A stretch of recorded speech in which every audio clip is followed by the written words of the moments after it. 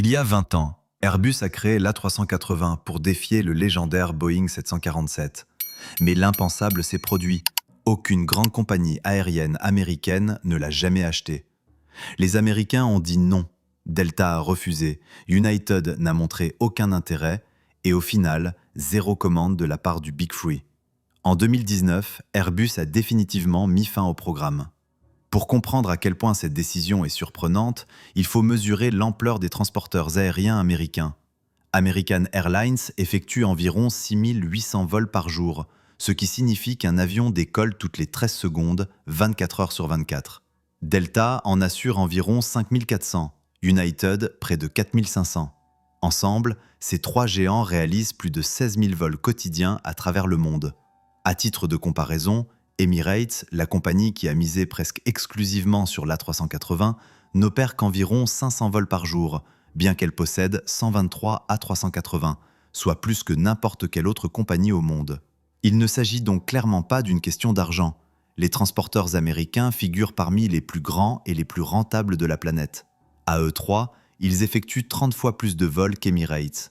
Et pourtant, face à l'avion du futur, ils ont répondu d'une seule voix « Merci, mais non merci ». Les chiffres deviennent encore plus intrigants. Entre 2005 et 2015, les compagnies aériennes américaines ont commandé plus de 1400 avions neufs, des Boeing 737, des Airbus A320, des Boeing 787. Elles ont tout acheté, sauf l'appareil dont Airbus était le plus fier, l'A380. Peu de gens savent qu'American Airlines n'a pas simplement ignoré l'A380, elle l'a réellement étudié. En 2004, des représentants d'American, de Delta et de United se sont rendus personnellement en France, à Toulouse, pour examiner l'avion.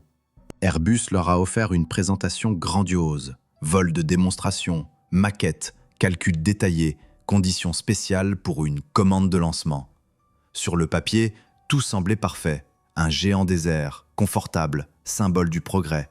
Mais lorsque les Américains ont confronté ces chiffres aux prévisions du marché américain, les calculs n'ont plus tenu. Et voici ce qui est frappant. Après cette rencontre, les trois compagnies ont immédiatement renoncé à l'A380 et choisi une voie totalement différente. American a commandé 42 Boeing 787, Delta, 25 Airbus A350, United, 35 Boeing 787. Pourquoi se sont-elles si rapidement tournées vers des avions plus petits ? La réponse se cache dans la manière dont les compagnies aériennes américaines choisissent leur destination. Elles suivent une règle officieuse, appelons-la le test de Kansas City. La ville de Kansas City se situe au cœur des États-Unis et compte environ 2 millions d'habitants, un aéroport de taille moyenne, sans rien d'exceptionnel, mais parfaitement représentatif de l'aviation américaine. Et c'est là que se pose la question clé. Peut-on remplir un avion sur une liaison au départ de Kansas City vers la destination que l'on souhaite desservir ? Pour l'A380, la réponse est presque toujours négative. Prenons l'exemple de Kansas City-Londres. Même un bon jour, on ne réunit qu'environ 100 passagers. Pour remplir les 525 sièges d'un A380, il faudrait regrouper les flux venant de Kansas City, de Saint-Louis, d'Indianapolis et de Nashville, en faisant transiter tout le monde par Chicago ou New York. Mais American Airlines est arrivée à une conclusion différente, et elle s'est révélée brillante. Ces 100 passagers de Kansas City sont prêts à payer un peu plus cher pour voler directement, sans correspondance, même à bord d'un avion plus petit. C'est ainsi qu'ont vu le jour des vols directs en Boeing 787, reliant des villes américaines de taille moyenne, comme Kansas City ou Nashville, directement à Londres. Les avions plus petits ont permis d'offrir exactement ce que les passagers recherchaient, des liaisons directes et pratiques, plutôt que des correspondances dans d'immenses hubs. L'A380, à l'inverse, était prisonnier de l'ancien modèle, le système Hub and Spoke, dans lequel les passagers des petites villes sont acheminés vers de grands aéroports de correspondance afin d'embarquer sur un très gros porteur. Les nouveaux appareils, comme le Boeing 787, ont brisé ce monopole. Ils ont rendu possible un transport aérien plus libre et plus flexible, où ce n'est plus la taille de l'avion qui compte, mais la souplesse des itinéraires. Une question logique se pose alors. Comment un avion bimoteur comme le 787 peut-il traverser l'océan, par exemple sur un vol Kansas City-Londres, soit plus de 6400 km au-dessus de l'Atlantique ? La réponse tient en un seul terme technique, les TOPS. Autrefois, en 1985, une règle était en vigueur. Pour voler au-dessus des océans, un avion devait disposer de 4 moteurs et rester à moins de 60 minutes de l'aéroport le plus proche en cas de panne. On perd un moteur, il en reste 3. On en perd 2, 2 autres fonctionnent encore pour rejoindre la terre ferme. Mais la technologie a progressé. Les moteurs modernes sont devenus si fiables que ce type de limitation a perdu sa raison d'être. Peu à peu, les autorités de régulation ont assoupli les règles et en 2007 est apparue la certification ETOPS 330. Le chiffre 330 signifie qu'un avion bimoteur peut se trouver à une distance maximale de 330 minutes, soit 5h30 de l'aéroport le plus proche. Cela a tout bouleversé. Désormais, le Boeing 787, avec seulement 2 moteurs, pouvait voler en toute sécurité sur des routes qui, auparavant, exigeaient des géants quadrimoteurs comme le 747 ou l'A380. Ce changement n'a pas seulement transformé l'aviation américaine, il a de fait anéanti le modèle économique même de l'A380. Et pourtant, chose étonnante, Airbus savait parfaitement que cela allait arriver. Le constructeur disposait déjà de ses propres avions long courrier bimoteurs, l'A330, puis plus tard l'A350. Alors pourquoi avoir malgré tout investi des dizaines de milliards de dollars dans le développement de l'A380 ? La réponse tient en une seule compagnie aérienne qui voyait le monde d'une manière radicalement différente, Emirates. En 2001, Emirates a passé une commande spectaculaire, 58 A380, assortie d'options pour 90 appareils supplémentaires. Et tout cela avant même le premier vol du modèle. À l'époque, il s'agissait de la plus grande commande de l'histoire de l'aviation civile. Pourquoi un tel pari, impliquant des milliards investis dans un avion encore non éprouvé? Tout est une question de géographie, et Emirates a parfaitement su exploiter son avantage. Dubaï occupe une position unique entre l'Europe, l'Asie et l'Afrique. Depuis cette ville, un vol de 8 heures permet d'atteindre près des 2/3 de la population mondiale. Emirates a bâti toute sa stratégie autour de cette idée: acheminer des passagers du monde entier vers Dubaï, puis les redistribuer vers toutes les régions du globe. L'A380 correspondait parfaitement à ce modèle. Une capacité gigantesque pour les liaisons de hub à hub, une cabine luxueuse pour les passagers premium et une autonomie suffisante pour rejoindre pratiquement n'importe quel point de la planète. Mais le problème était le suivant. Airbus a conçu l'A380 en fonction de la géographie d'Emirates et non de celle des États-Unis. L'Amérique est organisée autrement. Elle est immense et très dispersée. Sur son territoire se trouvent des dizaines de grandes villes, chacune dotée de son propre aéroport et de millions d'habitants. Emirates opère à partir d'un seul hub, reliant le monde entier. Les compagnies aériennes américaines, elles, doivent gérer des dizaines de hubs, reliant les réseaux domestiques et internationaux.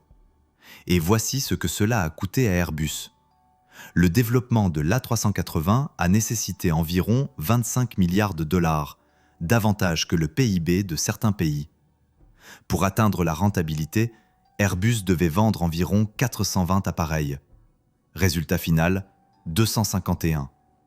Et voici le fait le plus saisissant. Si une seule grande compagnie américaine avait passé commande, disons pour 50 avions, le programme aurait pu devenir rentable. À titre de comparaison, la flotte d'American Airlines compte plus de 950 avions et ces 50 A380 n'auraient représenté qu'environ 5% de l'ensemble. Delta exploite plus de 900 avions, United en possède plus de 800. Chacune d'elles aurait, à elle seule, pu sauver le programme A380. Alors pourquoi ne l'ont-elles pas fait? La réponse se trouve dans un événement survenu bien avant l'apparition de l'A380. En 1978, lorsque les États-Unis ont déréglementé le secteur aérien. Avant cela, toutes les lignes et tous les tarifs étaient contrôlés par le gouvernement. Les compagnies aériennes rivalisaient sur le service et le confort, et non sur le prix. Après la déréglementation, le chaos s'est installé, dans le bon sens du terme. Toute compagnie pouvait voler où elle le souhaitait et fixer librement ses tarifs. La concurrence est devenue féroce et le marché a été transformé à jamais. C'est ainsi qu'est apparu un phénomène unique dans l'aviation américaine, une sensibilité extrême des passagers au prix. Les compagnies européennes et moyen-orientales peuvent se permettre de pratiquer des tarifs élevés, car elles font face à moins de concurrents. Emirates, par exemple, peut remplir un A380 avec des passagers payant 2000 $ pour un billet en classe économique, parce que sur certaines liaisons, seules 2 ou 3 compagnies opèrent. Aux États-Unis, la réalité est tout autre. Sur la ligne New York-Los Angeles, 8 transporteurs se font concurrence. Si American décidait de vendre des billets d'A380 à un prix plus élevé, JetBlue proposerait immédiatement des vols moins chers, en 737, et les passagers les choisiraient. La majorité des voyageurs américains privilégient les billets bon marché plutôt que les cabines spacieuses. Or, des billets peu chers exigent des avions économes et non d'énormes géants quadrimoteurs. L'A380 a été conçu pour une époque où les compagnies aériennes étaient régulées et où les passagers étaient en quelque sorte captifs de certains itinéraires. Mais la déréglementation aux États-Unis a détruit ce monde 30 ans avant que l'A380 ne prenne son envol. Imaginons maintenant que les compagnies américaines aient malgré tout voulu exploiter l'A380. Cela aurait-il été possible? Techniquement, oui. La plupart des grands aéroports américains, JFK, Los Angeles, Miami, Chicago, disposent de pistes suffisamment longues et résistantes pour accueillir ce type d'appareil. Mais le problème ne réside pas dans les pistes. Il se situe au niveau des portes d'embarquement. L'A380 nécessite des postes spécifiques, équipés de passerelles télescopiques doubles afin de desservir simultanément les 2 ponts. À JFK, on en compte 4. À l'aéroport international de Los Angeles, 6. Et à Chicago O'Hare, seulement 2. À l'inverse, un Boeing 737 peut se stationner à pratiquement n'importe quelle porte, dans n'importe quel aéroport. Et voici le calcul qui a définitivement condamné le projet aux États-Unis. Le temps de rotation.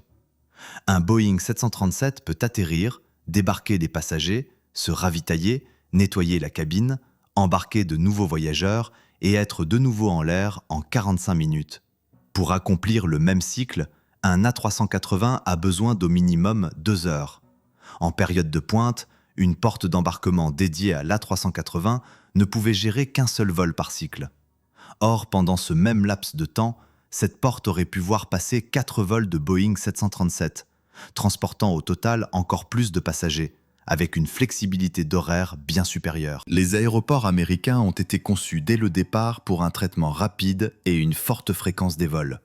L'A380, lui, exigeait exactement l'inverse, de longues immobilisations au sol et des passagers patients. Pendant qu'Airbus suivait la logique du « plus c'est grand, mieux c'est », Boeing a fait le pari opposé. Au lieu de créer un 747 encore plus grand, l'entreprise a conçu le 787 Dreamliner, un avion plus petit, mais bien plus efficace, pensé spécialement pour les vols directs sans escale. L'idée était simple. Les gens veulent aller du point A au point B sans détours inutiles. Le Dreamliner a permis aux compagnies américaines d'ouvrir des liaisons directes entre des villes secondaires des États-Unis et de grands hubs internationaux. De Portland à Reykjavik, d'Austin à Amsterdam, de Nashville à Londres. De telles routes auraient été totalement irréalistes pour un A380. Il est tout simplement impossible de trouver à Nashville 850 personnes prêtes à s'envoler le même jour vers Londres. En revanche, pour un 787 de 250 sièges, c'est une configuration idéale. Les chiffres parlent d'eux-mêmes. Boeing a vendu plus de 1500 Dreamliner, tandis qu'Airbus n'a écoulé que 251 A380. Cela dit, il faut reconnaître qu'Airbus ne s'est pas totalement trompé. Elle a simplement conçu le bon avion pour le mauvais marché. L'A380 a bel et bien rencontré le succès, mais seulement dans 3 pays. Les Émirats arabes unis, Dubaï, Singapour et le Qatar. Pourquoi précisément là-bas? Parce qu'il s'agit de petits États disposant d'un seul grand aéroport par lequel transitent des flux massifs de passagers. Dubaï International est en substance un gigantesque hub de correspondance où la majorité des voyageurs ne font que changer d'avion. Dans ce type de scénario, l'énorme capacité de l'A380 est parfaitement adaptée. Aux États-Unis, en revanche, le système est différent. Même les plus grands aéroports comme Atlanta ou Chicago desservent avant tout une vaste population locale. Environ 60% des passagers voyagent avec une correspondance, mais 40% sont des résidents qui commencent ou terminent leur trajet dans ces villes. Traduction en français.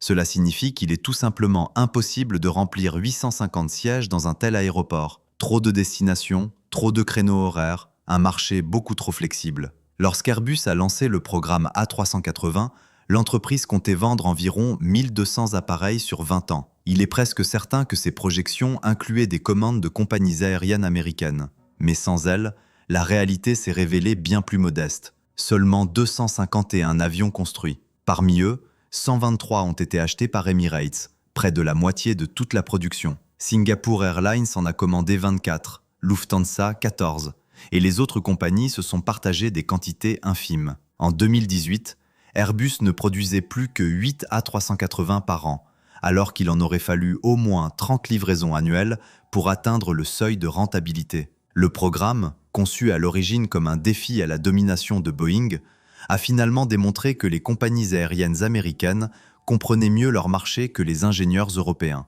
Aujourd'hui, ces mêmes transporteurs américains ouvrent de nouvelles lignes avec des Boeing 787 et des Airbus A350. Des vols sur lesquels l'A380 n'aurait tout simplement eu aucune chance d'être rentable. Ces villes ne pourraient jamais générer un flux suffisant de 850 passagers dans une seule direction. L'A380 a été conçu pour un monde de hubs géants et de voyageurs patients. Les compagnies américaines, elles, ont bâti leur réseau pour des passagers impatients, prêts à payer un peu plus pour voler confortablement et sans escale. Elles ont compris une vérité simple. En aviation, il est plus important d'être présent partout que d'être le plus grand. L'A380 exigeait 850 personnes voyageant vers la même destination au même moment. Le marché américain, lui, réclamait de la flexibilité et de la fréquence. Pendant qu'Emirates construisait son image autour du luxe d'un avion à 2 ponts, les compagnies américaines ont choisi des appareils plus petits, mais universels, capables de voler partout et à tout moment. Voilà pourquoi vous ne voyez pas d'A380 dans le ciel des États-Unis, et très probablement, vous n'en verrez jamais.